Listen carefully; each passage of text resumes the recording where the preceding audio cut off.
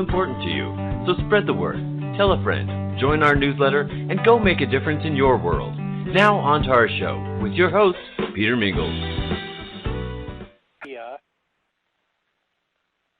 And she was in Rome, New York, and I met her at one of the meetings. I went up there by myself. She was one of their top meeters. She actually wrote a book about this whole process, which you can buy on Amazon.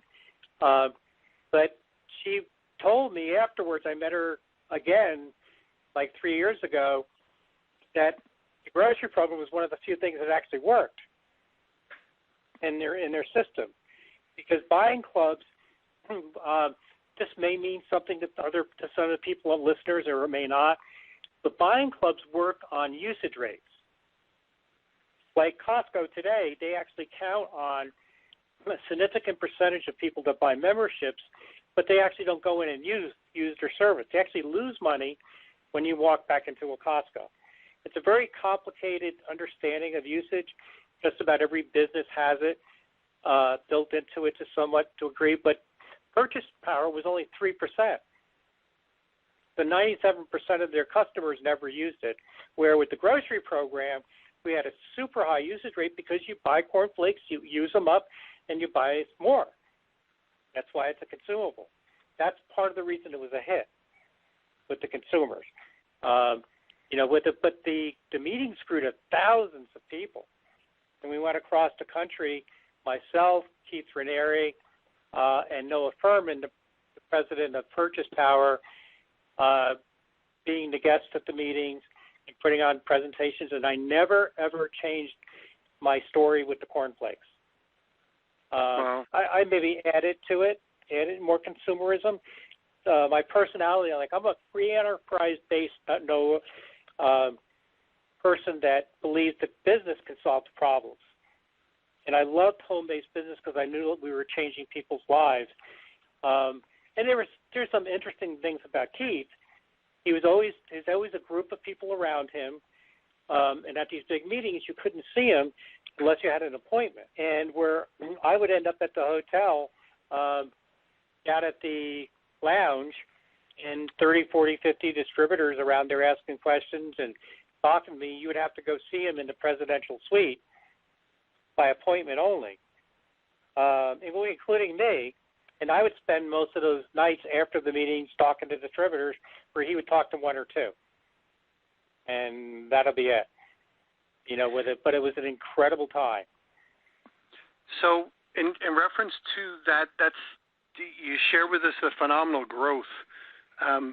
Then what happened? And by the way, when you mentioned CBI, that stands for consumer. What does that stand for? Consumer Byline? Consumers Byline. Yeah, Consumers Byline Inc. Got it. Okay. And then I know, I think I know, that he had some problems with the government related to that. So were you around when those things were going on as well? Right. So my company graduated into a full-blown pick-and-pack warehouse. We were buying direct. We solved the out-of-stock issue. You always had something out of stock for some reason, but it improved our fill rate dramatically, which helped the growth. And then out of the blue, I get a phone call from Keith. Apparently, it was his father. I can't verify that or not. Was supposed to be involved with mergers and acquisitions, saying, "Fred, what you do is the easiest thing in the world to do. How hard is it to ship people cornflakes? We'll pay you $50,000 for your company. We can do this on our own. We'll put you in charge." And I go, "Wait a second. You have no idea." I had one of the only profitable home grocery delivery services in the country, and we're growing like crazy. You don't understand how this model works. So that phone call deteriorated to, well, we're just going to go and do this because this is so easy. Now, the original Harvest America was started with $60 on my kitchen table. That was for the DBA to create Harvest America, and we just did a lot of work ourselves and had talented people to create the catalog that were owners in the business. we bought our first computer with a Sears credit card. Back then, you could actually go to Sears stores that sold nothing but computers at the time. But in any case, so as this started deteriorating, we decided, after discussing with counsel, that these guys, this is what I was hearing rumors, that there was legal issues happening with them, and some of them pretty bad. And we got a call from the Attorney General in New York, because we're based in New York, saying that we want to talk to you. My partner, Vinny Seipel, went to that meeting, and we turned state evidence because they were sending out letters about how bad we were as a business. They meaning who? CBI? CBI.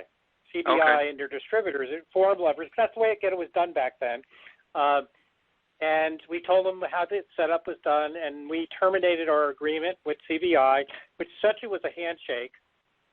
So they said, well, hey, this is really easy. We'll just do it ourselves. Now, to give you a point of growth at the time, the whole system was growing at 30,000 new customers a month. Holy cow. The first year, the first 12 months was 100,000. By the end of the second year, 30,000 a month. But I knew, I said, listen, I think I can save this. If I can get Keith in a room someplace, say, this is really blessed, what's happening here. And having this type of growth is a gift. We've all worked hard. We could be bigger than Amway ever was. And couldn't get the meetings up. The people around him just blocked them off from anybody. So we terminated the agreement, which was 100% of our customers, by the way, doing that. And they turned around and said, hey, Fred was doing it all wrong. We're going to build our own called Byline Groceries. So they turned around and went to the big people in the food industry, set up a warehouse. From what I understand, in early 90s money, 91, they spent 92, excuse me, they spent $16 million. I spent $60. And they added shipping. They raised the price of the groceries, and it was about as big a bomb as you could lay. And now getting it back to the state of New York, as I was starting to learn in bits and pieces, there was 12 or so attorney generals going after him, mainly because of people were signing up for CBI as it was an investment. All you got to do is, even though it was only, I think they raised it to $39 or $49, sign up. It's an investment for your future. You don't have to do anything because it's a matrix, will spill over and make you rich. Well, they got it on tape, the attorney generals in several states, and they went after them. Because we know today you can't say, even today you can't say that. Investments, the only time you can say that is that you're investing time in that type of way. You can't say your money or the act of signing up. So from what I understand from Tony Natalia, it was really part of that whole thing. She told me that they flew to Washington with Keith Raniere and spoke to the lawyers, and they said, listen, there's a way out of this for you. You have to pay a fine, $50,000 fine. Make these minor changes to your compensation plan, and you're good to go.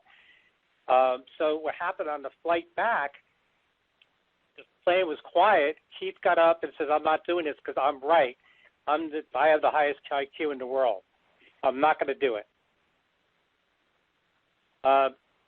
You don't do that. So they made an agreement with the regulators, and then he basically reneged on that agreement because he's smarter than everybody else. Essentially, yeah. I mean, like flat turned it down.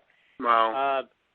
So they got shut down about, I guess, late '92, early '93, and then he disappeared.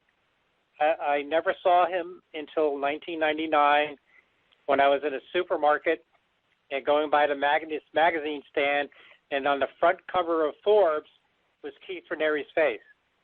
And the title of it was The Most Unusual Consultant in the World. Yeah, it was devastating because when this happened, I lost 100% of my revenue. Had a brand new facility, trained employees. We tried to, at the time, find another resource. I never at that time said, well, Fred, why don't you just do it yourself?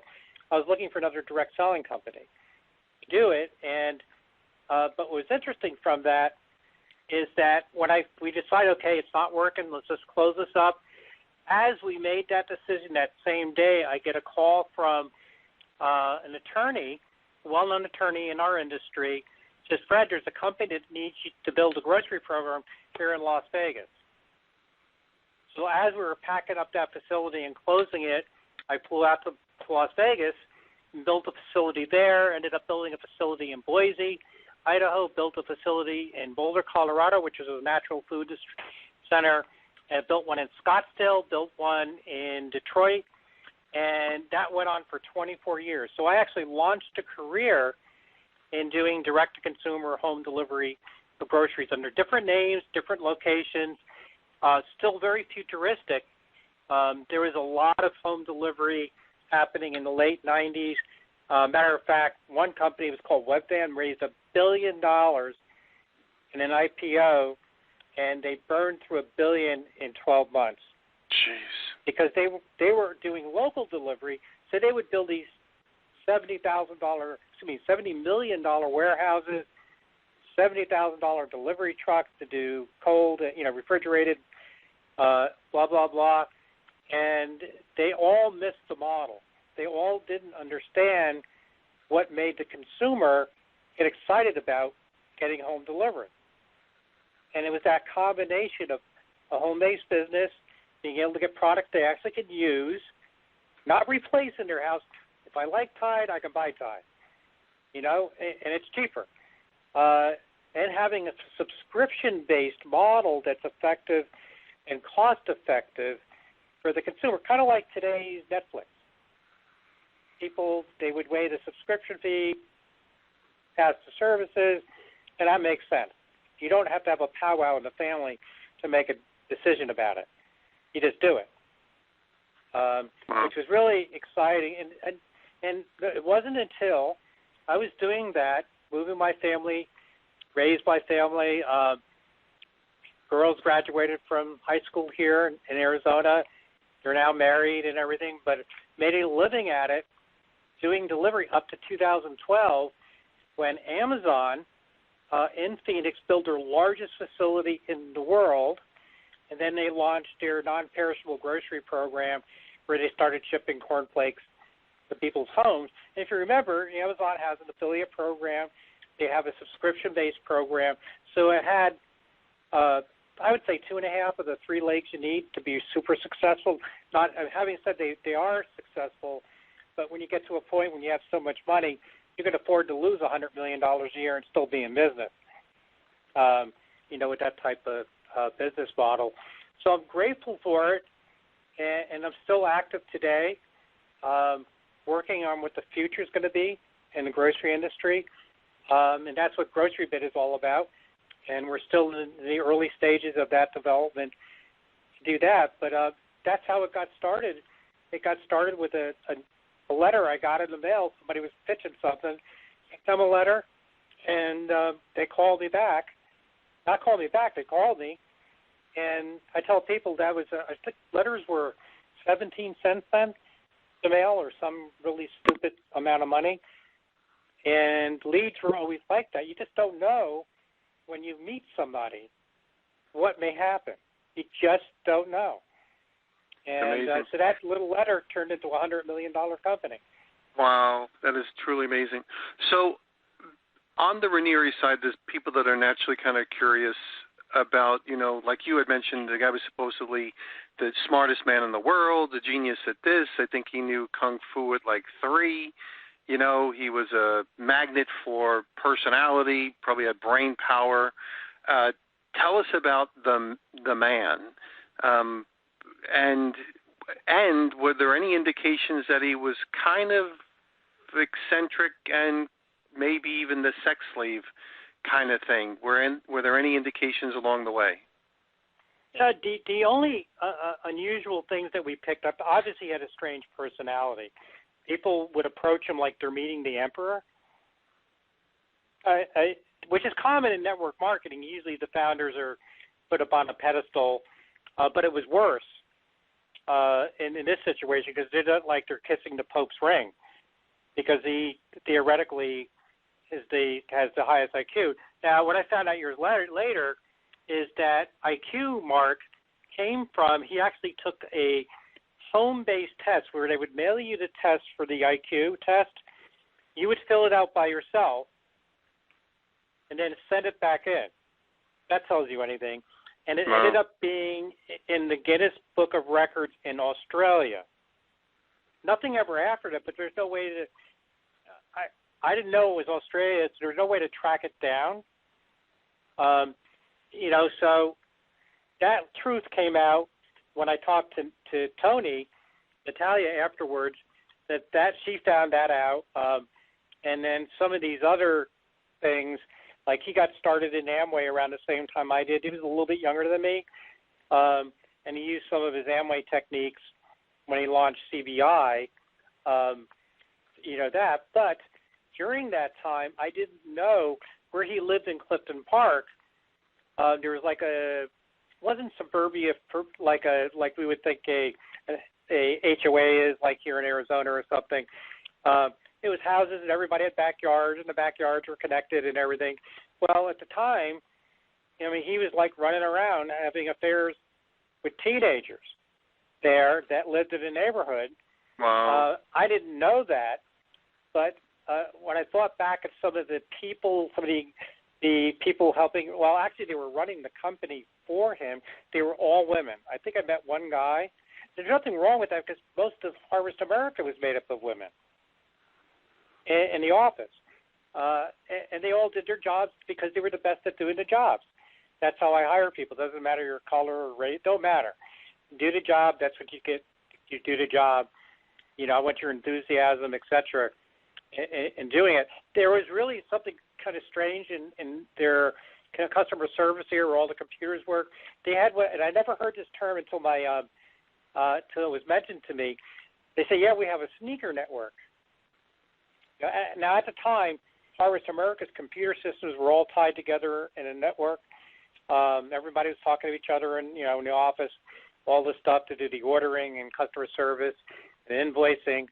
And I go, so what's a sneaker network? He said, well, we go to one of the computers, this one over here, we copy it, we insert a hard drive, not a hard drive, but a disk, copy it, and then we run as fast as we can to the next computer, copy the information into that computer, and then we run to the next one.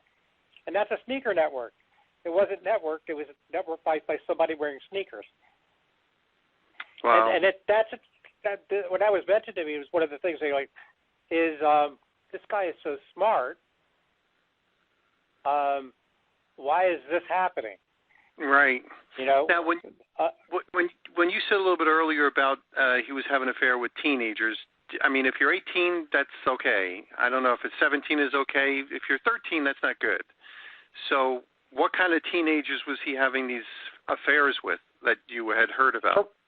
From what I understand, starting at 13, 14. Wow. Okay. So it was bad. Okay, so definitely bad, not good. We're not talking about 18. And this is along with just women his age and older or whatever. Right. The same. I just didn't know about it because we were 2 hours away, our office. So usually when we were done, we were driving back. Maybe we'd have dinner together. And that was the other thing. He was a vegetarian. Theoretically, it fed his mind, as he put it. I remember one trip we went to Amarillo, Texas. Heartland of where beef cattle are raised, and we did the meeting. And then we went out to dinner, just our staff, and they had cowboy boots as the centerpiece of the dining room where we're eating, and everybody was getting steaks, except he got some weird bean platter thing to it. So that was a little weird, to see that, because I've had friends that are vegetarian, but he was over the top with it. So every meal had to be arranged for him. And when you're traveling, you got to think again, this is 91 now. It wasn't as common as it is today at all. at all. But it wasn't, it was peculiar. We just put up with it because the guy's weird. But we thought it was because he was so smart. This is interesting. This recently happened. Tony said that she asked him during that period, said, Keith, you're so smart. Why don't you use your intellect to cure cancer instead of running a multi-level company? And he didn't have an answer. He just turned away and walked away. And Tony, this gal, was his girlfriend as well. Right. For 9 years, she lived with him for 9 years, from that 90, 91, all the way up to 99. When that's when I saw his picture on Forbes. That's when NXIVM was started. At the same time, that's when she left. That's when they started DOS, that whole inner group of women. But what their product were seminars. Right. Their ESP program. ESP. Yes, exactly. Right. And they attracted some really well-known people and actresses and that sort of thing, and they would be the recruiters. This was tens of thousands of people that would come to these expensive seminars, but that was the gateway to, you really want to know what it's about? And if Keith was at that seminar, which he usually was, he was introduced as Vanguard. Not Keith Raniere, he was Vanguard. So, that's what it gets. Did you ever meet, I know I mentioned a little bit earlier, FrankReport.com, which is a gentleman who really is focused on this whole NXIVM thing. Did you ever meet Frank Parlato, or were you ever around when Roger Stone allegedly was a consultant or any of that sort of stuff, or is that after you? That happened without me paying attention. I didn't pay attention to any of it because after the Forbes thing, I said, that's really interesting. I guess he found a way to make a living. Then I started reading stories through the years about what's going on, because for the first couple of years, not much leaked out because like any cult, they pull you in you have to confess some dark secret of yours, like an affair or something like that, and you have to provide evidence of it. And then once you turn that over to one of the NXIVM members, they would use that to keep you from leaving. This is very traditional in a cult, being here in Arizona. You have Sedona, you hear this stuff all the time. It's the first major step they do, is they try to keep you from leaving, and the way to keep you from leaving is to have some evidence about you that's so bad you don't want it to leak. And that's when some powerful people started getting more involved that wanted to leave, and its little blips and pieces started getting out in the press about it. But I found out about Frank after I read a blog about Tony, and her history went back to the CBI days, and just called her out of the blue. And her reaction, because she was working, this is before she published her book, she was starting to go to the trials in New York City, and she goes, Fred, why? And I go, yeah. She said, no one knows what happened to you. She said there was a complete, got to remember, living within the cult itself, which was already started, I guess, at that time, there was no news getting in and out. But people lived in a vacuum. Literally lived in a vacuum there. So they didn't know what happened with me. And I said, well, essentially after it was over, I decided to start working on this. It's a great idea. How far can I take the concept of Harvest America? And went to Harvest America 2, Grocery Club, all these things through the years under different names. And I ended up making a career out of it because it was a valid idea. Matter of fact, what would we do today during a pandemic without coast-to-coast home delivery of groceries and store pickup? Absolutely. We'd be out of luck. Yep. Without a doubt. And it's just that I was 24 years ahead of time. Yeah. Without a doubt. I tend to be there. But they were surprised I was okay. But I told her I don't want to be in. She wanted to write a whole section in the book. I said, leave me out of the book for now. Let's see what happens with the trial. maybe something else can be written about Harvest America. We can do something else at some other point. And she agreed and honored that. She had a it wasn't Frank. I'm aware of all Frank's articles. And so I never communicated with him. But there is another, I'll tell you who it is. There's a reporter in upstate New York, because of where all this stuff was most of the time. His name was Chet Hardin. Chet Hardin, Chethardi, and he's a writer, and he has things published in a lot of the publications in upstate New York. And obviously he was curious about the whole thing, because there was lots of money, lots of what I call gray money, moving around, and affected a lot of lives.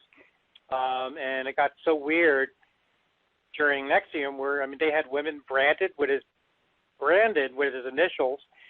That was the DOS group. It just got weird. So it affected a lot of almost. I would say every business, with the exception of me. Even though I closed that original company, literally as I'm starting a new one, it got me started on a career path that did well for my wife and myself and our family and others.